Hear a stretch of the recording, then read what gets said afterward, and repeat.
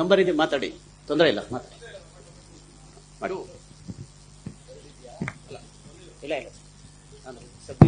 Sir ನಮಸ್ತೆ, ನನ್ನ ಹೆಸರು ಸಾರಥಿ ಶಬರಿನಾಥ್ ಅಂತ, ಕರ್ನಾಟಕ ಡ್ರೈವರ್ಸ್ ಯೂನಿಯನ್ ಪ್ರೆಸಿಡೆಂಟ್ ಮಾತಾಡೋದು.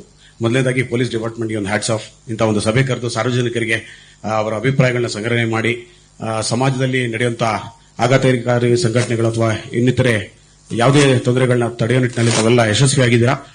ನನ್ನ ಒಂದು ಬೇಡಿಕೆ ಸರ್, ಮಾನ್ಯ ಕಮಿಷನರ್ ಸಾಹೇಬರಿಗೆ, ಸರ್ ಮೊದಲನೇದಾಗಿ ಸಿಟಿ ಒಳಗಡೆ ನಮ್ಮ ಗೂಡ್ಸ್ ವಾಹನಗಳನ್ನ ಏನ್ ಬಿಡ್ತಾ ಇಲ್ಲ ತಾವು, ಅದರ ಬಗ್ಗೆ ತಾವು ಒಂದು ಸಂಚಾರಿ ಪೊಲೀಸರ ಜೊತೆ ಒಂದು ದೊಡ್ಡ ಮಟ್ಟದ ಸಭೆ ನಡೆಸಿ ನಮಗೊಂದು ಅನುಕೂಲ ಮಾಡಿಕೊಡ್ಬೇಕು. ಮತ್ತೆ ಇತ್ತೀಚಿನ ದಿನಗಳಲ್ಲಿ ಈ ಡಿಸ್ಪ್ಲೇ ಕಾರ್ಡ್ ಬಗ್ಗೆ ಒಂದು ಸಾಕಷ್ಟು ತೊಂದರೆ ಆಗ್ತಿದೆ. ತಾವು ಗೊತ್ತಿರಬಹುದು, ಕಳೆದ ಕೆಲವು ದಿನಗಳಲ್ಲಿ ನಮ್ಮ ವಿವಿಧ ಸಂಘಟನೆಗಳು ತಮಗೂ ಒಂದು ಮನವಿ ಪತ್ರಗಳನ್ನ ಕೊಟ್ಟಿದ್ದಾರೆ.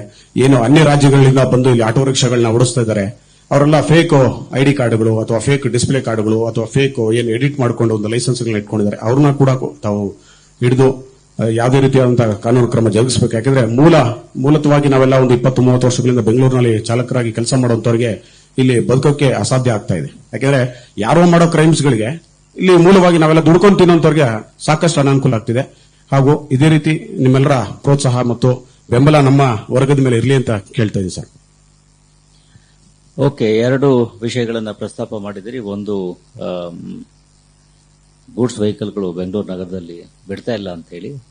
Let there not be a general statement. It is not correct that goods ವೆಹಿಕಲ್ಗಳಿಗೆ ಬೆಂಗಳೂರಿನಲ್ಲಿ ಬಿಡ್ತಾ ಇಲ್ಲ ಅಂತ ಹೇಳಿ. But definitely there are certain restrictions and guidelines. Probably you are referring to that one. Peak ಅವರ್ನಲ್ಲಿ ಕೆಲವು ಹೆವಿ ಗೂಡ್ಸ್ ವಾಹನಗಳಿಗೆ ಬಿಡೋದಿಲ್ಲ. ಪೀಕ್ ಅವರ್ ಅಂದ್ರೆ ಬೆಳಗ್ಗೆ 8ರಿಂದ 10 ಗಂಟೆ ಅಥವಾ 10:30 ಆ ಥರ ಏನೋ ಟೈಮ್ ಇದೆ. ಸಾಯಂಕಾಲ ಮತ್ತೆ 4ರಿಂದ 8 ಗಂಟೆವರೆಗೆ ಪೀಕ್ ಅವರ್ನಲ್ಲಿ ಗೂಡ್ಸ್ ವೆಹಿಕಲ್ಗಳು, ಹೆವಿ ಗೂಡ್ಸ್ ವೆಹಿಕಲ್ ಎಸ್ಪೆಷಲಿ, ಅವುಗಳನ್ನ ಬಿಡೋದಿಲ್ಲ. ಅದೇ ರೀತಿಯಲ್ಲಿ ಉಳಿದಂತೆ ಈ ಲೈಟ್ ಗೂಡ್ಸ್ ವೆಹಿಕಲ್ಸ್ ಮತ್ತು ಬೇರೆ ಏನಿದ್ದಾವೆ ಅವುಗಳು ಕೆಲವು ಮಾರ್ಗಗಳಲ್ಲಿ ಅವುಗಳಿಗೆ ರೆಸ್ಟ್ರಿಕ್ಷನ್ಸ್ ಇರಬಹುದು. ಸೊ ಹೀಗಾಗಿ this is basically from the point of smooth flow of traffic we will be doing it. And ರಾತ್ರಿ ಹೊತ್ತಿನಲ್ಲಿ anyway whole night goods vehicles can fly also in the city. So ಇದು ಒಂದು ಹಿಂದಿನ ಒಂದು ಇದರ ಆಧಾರದ ಮೇಲೆ ಇದು ಗೈಡ್ಲೈನ್ ಗಳನ್ನು ಮಾಡಲಾಗಿದೆ. ಅದನ್ನು ನಾವು ನಡೆಸ್ಕೊಂಡು ಹೋಗ್ತಾ ಇದ್ವಿ. There was some confusion regarding ಈ ಗೂಡ್ಸ್ ವೆಹಿಕಲ್ ಅಂದ್ರೆ ಯಾವುದು ಹೆವಿ ಗೂಡ್ಸ್, ಯಾವುದು ಮೀಡಿಯಂ ಗೂಡ್ಸ್ ವೆಹಿಕಲ್, ಯಾವುದು 7 ಟನ್ ಎಷ್ಟೋ ಇದ್ರವರೆಗೆ ಇದೆ ಅಲ್ವಾ, 7 ton and above something like that ಏನೋ ಇದೆ ರೆಸ್ಟ್ರಿಕ್ಷನ್ ಇದೆ. ಸೊ ಅದ್ರ ಬಗ್ಗೆ ಸ್ವಲ್ಪ ಕನ್ಫ್ಯೂಷನ್ ಇತ್ತು. I think that has been sorted in a meeting with Joint Secretary of Traffic few months back. ಎರಡನೇದಾಗಿ ಡಿಸ್ಪ್ಲೇ ಕಾರ್ಡ್ಗಳ ಬಗ್ಗೆ ನೀವು ಹೇಳ್ತಾ ಇದ್ದೀರಾ. ಡಿಸ್ಪ್ಲೇ ಕಾರ್ಡ್, ಆಟೋ ರಿಕ್ಷಾಗಳಿಗೆ ಡಿಸ್ಪ್ಲೇ ಕಾರ್ಡ್ಗಳನ್ನ ಹಿಂದೆ ನಾವು ಕೊಡ್ತಾ ಇದ್ವಿ. ನಮ್ಮ ಡಿಸ್ಪ್ಲೇ ಕಾರ್ಡ್ ಸೆಂಟರ್ಗಳು ಇರ್ತಾ ಇದ್ವು. ಅಲ್ಲಿ ಹೋಗಿ ನೀವು ನಿಮ್ಮ ಡಾಕ್ಯುಮೆಂಟ್ಸ್ನೆಲ್ಲ ಕೊಟ್ಟು ಒಂದು ಡಿಸ್ಪ್ಲೇ ಕಾರ್ಡ್ ಅನ್ನು ತಗೊಂಡು ಆಟೋ ರಿಕ್ಷಾ ಡ್ರೈವರ್ ಯಾರು ಓಡಿಸ್ತಾನೆ ಆತ ಡಿಸ್ಪ್ಲೇ ಕಾರ್ಡ್ ಅನ್ನ ಅಲ್ಲಿ ತೋರಿಸಬೇಕಂದ್ರೆ ಆಟೋ ರಿಕ್ಷಾದಲ್ಲಿ ಇರಬೇಕು ಅಂತಕ್ಕಂಥ ಒಂದು ನಿಯಮ ಇದೆ.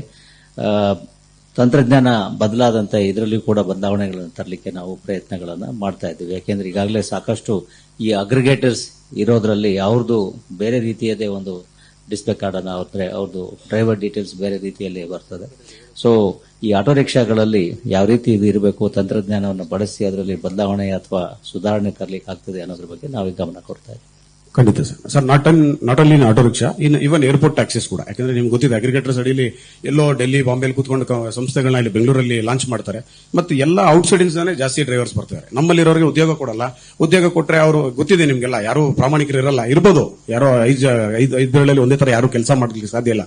ಆದ್ರೆ ನಾವು ಹೋದಾಗ ಕಂಪನಿಯವರು ಸರಿಯಾಗಿ ರೆಸ್ಪಾನ್ಸ್ ಮಾಡಲ್ಲ. ಹಾಗಾಗಿ ಏನಾಗ್ತದೆ, ಅನ್ಯ ರಾಜ್ಯಗಳಿಂದ ಇಲ್ಲಿ ಬಂದು ಕ್ರೈಮ್ ಆಕ್ಟಿವಿಟೀಸ್ ಜಾಸ್ತಿ ಆಗ್ತಿದೆ. ಈಗ ತಮ್ಮ ಗಮನಕ್ಕೆ ಇರಬಹುದು, ಕಳೆದ 4-5 ವರ್ಷಗಳಿಂದ ಎಷ್ಟು ಕ್ರೈಮ್ ಆಕ್ಟಿವಿಟೀಸ್ ಆಗ್ತಿದೆ, ಎಸ್ಪೆಷಲಿ ನಮ್ಮ ವರ್ಗದಲ್ಲಿ, ಚಾಲಕ ವರ್ಗದಲ್ಲಿ ಅತಿ ಹೆಚ್ಚು ಆಗ್ತಿದೆ. ಯಾಕೆಂದ್ರೆ ಎಲ್ಲ ಔಟ್ಸೈಡರ್ಸ್ ಇರೋದ್ರಿಂದ ಸರ್. ಆಮೇಲೆ ತಮ್ಮಲ್ಲಿ ಒಂದು ಮನವಿ ಸರ್, ಅಟ್ಲೀಸ್ಟ್ ಗೂಡ್ಸ್ ವೆಹಿಕಲ್ಗೆ ತಾವು ಬೆಂಗಳೂರು ನಗರದಲ್ಲಿ, ಯಾಕಂದ್ರೆ ಬೆಂಗಳೂರು ನಗರದಲ್ಲಿ ಇದ್ದು ಎಲ್ಲೋ ಒಂದು ಸ್ಟ್ಯಾಂಡ್ ಅಲ್ಲಿ ಹಾಕೊಂಡು ಕಳೆದ 30-35 ವರ್ಷಗಳಿಂದ ಜೀವನ ಮಾಡಿಕೊಂಡು ಸ್ಟ್ಯಾಂಡ್ ಅಲ್ಲಿ ಬದುಕುವಂತವರಿಗೆ ಒಂದು ಆಟೋ ರಿಕ್ಷಾ ಕೊಟ್ಟಕ್ಕೆ ಒಂದು ಅಟ್ಲೀಸ್ಟ್ ಒಂದು ಸ್ಪೆಷಲ್ ಪಾಸ್ ನ ಕೊಡುವಂತ ಕೆಲಸ ಮಾಡಿ ಸರ್. ಯಾಕಂದ್ರೆ ಹೊರ ರಾಜ್ಯಗಳು, ಹೊರ ಜಿಲ್ಲೆಗಳಿಂದ ಬರುವಂತ ವೆಹಿಕಲ್ ನ ತಾವು 11 to ಮಾರ್ನಿಂಗ್ 8 to 11 ಅಥವಾ ಈವ್ನಿಂಗ್ 4 to 9 ಸ್ಟಾಪ್ ಮಾಡಿದ್ರೆ ದಟ್ ಇಸ್ ಓಕೆ. ಇನ್ ಬೆಂಗಳೂರು ಈಗ ಎಲ್ಲೊಂದು ಪೀಣ್ಯ ಒಂದು ಸ್ಟ್ಯಾಂಡ್ ಅಲ್ಲಿ ಹಾಕೊಂಡು ಅಲ್ಲಿಂದ ಯಶವಂತಪುರ ಹೋಗಬೇಕು, ಬಿಡೋದಿಲ್ಲ. ಯಾಕಂದ್ರೆ ಅದೇ ದುಡಿಮೆ ಅವರಿಗೆ. ಆ ಟೈಮಿಂಗ್ಸ್ ಅಲ್ಲಿ ಬಿಡಲಿಲ್ಲ ಮತ್ತೆ ದುಡಿಯೋಕ್ಕೂ ಸಾಧ್ಯ ಇಲ್ಲ ಸರ್. ಆಮೇಲೆ 3 hour ಇ-ವೇ ಬಿಲ್ ಅಂತ ಇರ್ತದೆ, GST, ಆ ಟೈಮಿಂಗ್ ಪ್ರಕಾರ ಅವ್ರು ಹೋಗ್ಬೇಕಾಗ್ತದೆ. ಆ ಟೈಮಿಂಗ್ ಮೀರೋದ್ರೆ ಮತ್ತೆ GST ಅವ್ರ ಪ್ರಾಬ್ಲಮ್ ಆಗ್ತದೆ.